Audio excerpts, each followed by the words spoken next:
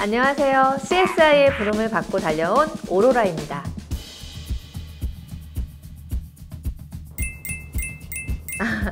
CSI가 뭐냐고요? 바로 커스터머 스토리 인폼, 즉 고객들이 디지털 자산을 거래하면서 겪었던 다양한 사건들을 소개해드리기 위한 수사본부입니다. 자, 그럼 어떤 분석 의뢰가 들어왔는지 알아볼까요? 채널 고정! 안녕하세요, 오로라님. 서울에 살고 있는 평범한 30대 직장인입니다. 아니, 제가 최근에 디지털 자산 송금과 관련해서 너무 어이없고 황당한 경험을 해서 이렇게 사연을 보냅니다. 한 달 전인가? 제가 친구한테 5만원을 급히 빌린 적이 있었거든요.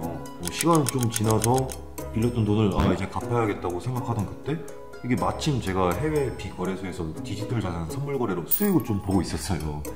그래서 친구한테 현금보다는 디지털 자산을 줘야겠다고 생각을 했죠. 아니, 요즘 디지털 자산 투자들도 많이 하고 있고 5만원이 10만원이 되는 경우도 허다하니까 이번 기회에 친구도 투자를 시작하게 되면 일석이조잖아요.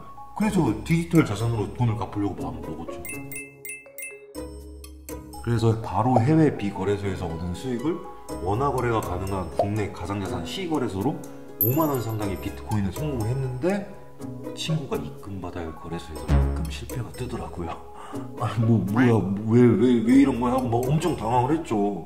보니까 해외 비거래소가 국내 5대 가상자산 거래소로부터 입출금 제한 대상 거래소? 그걸로 등록되어 있다는 걸 알게 됐죠. 아, 그러셨군요. 이런 일들이 꼭 한 번씩 발생합니다. 사연자분께서 송금에 실패한 이유? 바로 특금법에 따른 미신고 가상자산 사업자와의 입출금 제한 때문입니다. 여기서 중요한 게 바로 특금법인데요. 특금법이란 특정 금융 정보의 보고 및 이용에 관한 법률의 준말로서 2021년 3월 25일부터 시행되고 있는 법률입니다. 특금법 시행령 제10조 20에 따르면 내국인을 대상으로 미신고 불법 영업행위를 하는 해외 가상자산 사업자와 영업을 목적으로 거래하는 것이 금지되며 이에 따라 미신고 해외 사업자와의 입출금이 제한됩니다. 즉, 특금법 시행에 따라 신고하지 않은 해외 거래소를 통해 국내 거래소와 거래를 했기 때문에 입출금이 제한된 것이죠. 그렇다면 앞으로 이런 피해를 입지 않으려면 어떻게 해야 할까요? 피해 사례 해결을 위한 처방 분석 알려드립니다. 우선 미신고 해외 거래소를 통해 입출금 거래를 할 경우 국내 거래소의 이용 약관에 따라 이용 제한 조치가 될 수 있기 때문에 각별한 주의가 필요합니다. 또한 자신이 이용하는 가상자산 거래소가 특금법에 따라 적법하게 신고된 사업자인지 금융정보분석원에 의해 입출금 등 거래가 금지된 거래소는 아닌지 반드시 확인하시는 게 좋습니다. 어떤 거래소든 손쉽게 입출금이 가능할 거라고 생각했는데 꼭 그렇지만은 않죠?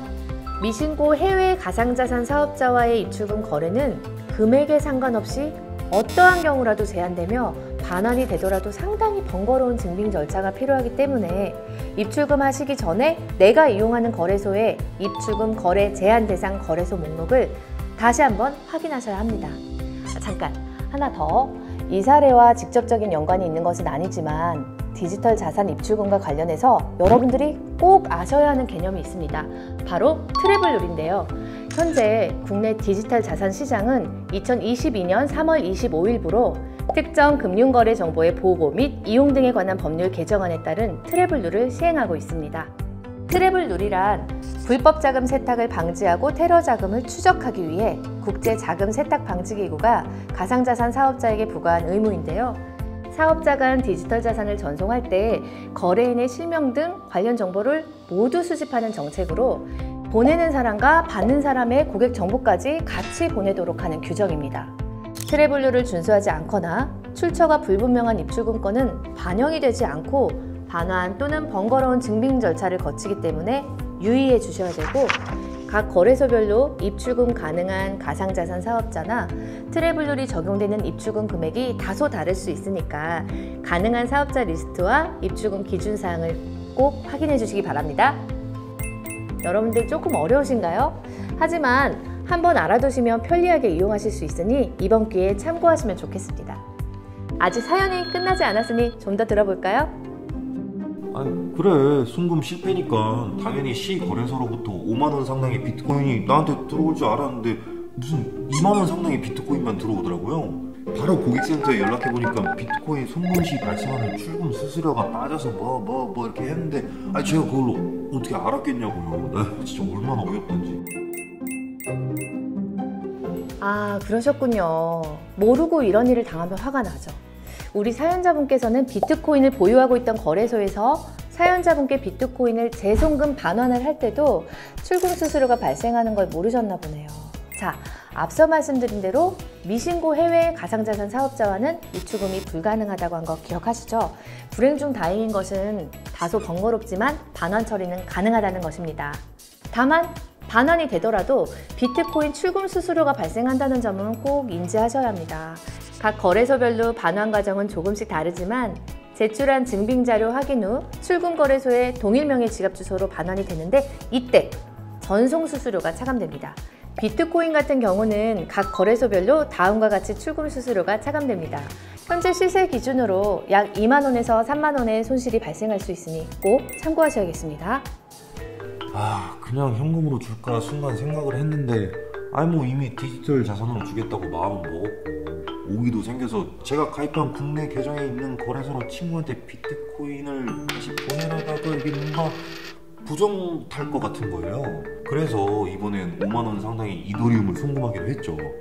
야, 이젠 진짜 받겠지라고 생각하면서 뿌듯한 마음으로 친구한테 연락을 했는데, 아니 또 못 받았다는 거예요. 나 이게 진짜 이게 사연 쓰면서 다시 생각하니까 또 열받네. 아니 뭐 지원하지 않는 네트워크를 통한 모의금 때문에 뭐 안 된다는데, 와, 나 진짜 디지털 자산이고 가짜 자산이고 뭐 다 집어치워. 진짜 나 진짜 너무 화가 나서 뭐라 던지고 싶었다니까요. 아, 잠깐 진정하시고요. 비트코인과 이더리움은 죄가 없습니다. 실제로 이런 경우들이 흔하게 일어나고 있는데요. 이럴 수밖에 없는 이유가 있습니다. 제가 자세히 설명해 드릴게요. 디지털 자산의 이름, 약어, 심볼이 유사하거나 같더라도 지원하는 블록체인 네트워크는 다를 수 있기 때문에 많은 분들이 인지하지 못하시거나 헷갈려 하셔서 이 사연과 같은 네트워크 오입금 사례가 자주 발생하곤 합니다. 또한 이러한 네트워크 오입금이 발생하면 대부분의 거래소에서는 복구가 어려운 경우가 많은데요. 그렇다면 여러분들은 이런 피해를 방지하기 위해서 어떻게 해야 할까요? 우선 국내 거래소는 각각의 입금 페이지에 지원하는 네트워크가 표기되어 있으니 입출금 시 꼭 확인하셔야 합니다.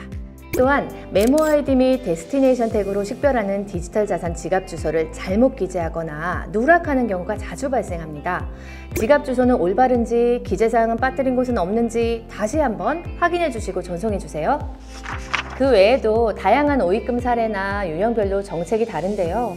거래소마다 복구가 가능하거나 불가능 경우가 있기 때문에 오입금 발생 시 입금한 거래소 고객센터를 통해 신속히 문의하시고 정확한 안내를 받으셔야겠습니다. 뭐 마음을 진정을 시키고 생각을 다시 정리해보니까, 와, 여지껏 나는 그 난리를 치는 통에 친구한테 단 한 푼도 갚지 못하고 수수료랑 주소 오입금으로 이미 8만 원이나 손해를 보고 있었더라고요. 아, 나 진짜 또 말하다 보니까 이게 또 억울하고 화나네.